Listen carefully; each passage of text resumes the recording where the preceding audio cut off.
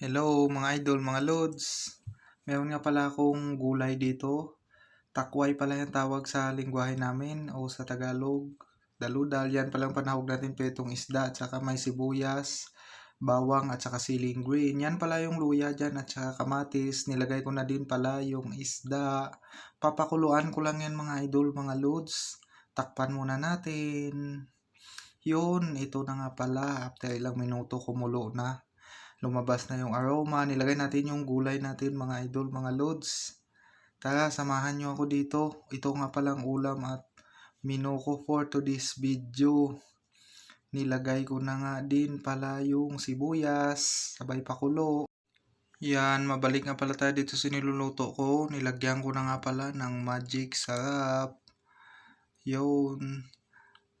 Yan pala ang pampalasa ko mga idol, mga loads.